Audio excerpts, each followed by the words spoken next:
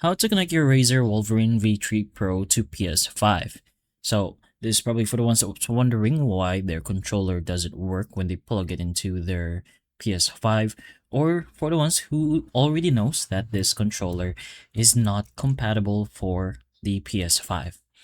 So normally you can't really connect this directly into a PS5 like a regular PlayStation controller.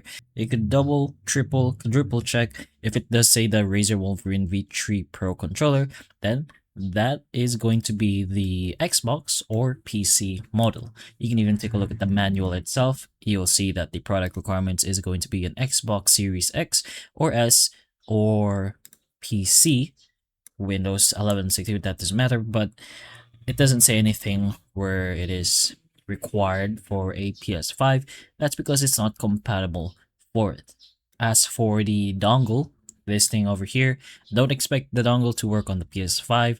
Plugging the Wolverine V3 Pro USB dongle into the PS5 usually will not make it work, because the same for Xbox controllers, the PS5 needs supported PlayStation compatible controllers.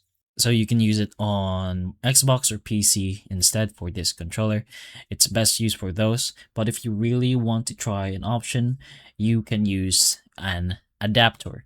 So one adapter is a Kronos Zen. I mean, you get plug in the wire to the controller, and then the other end goes into your PS5, one of the ports for the PS5, of course. You'll get a manual depending on what kind of controller, adapter, or modding device. But for the Kronos Zen, it's simply just connecting the Wolverine controller and the PS5 console with this in between. Of course, you do have the other option of getting a PS5 controller, a compatible controller. The other one should be a Razer Raiju V3. This is pretty much basically the PS5 version of the Wolverine.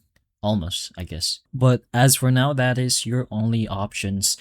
If you want to connect your Razer controller, it's going to be this modding adapter. Not much into it since it can give delay, and it's not really recommended by a lot. Since you're still going to have a drawback, you're probably using a Wolverine V3 Pro for your PS5 since you don't want thumb fatigue for your other controllers. But if you do this, you will gain another drawback of having delayed responses or whatever you get. But anyways, hopefully the information of this video can still help in some way. If it can, please like and subscribe for more videos like this, and that's all.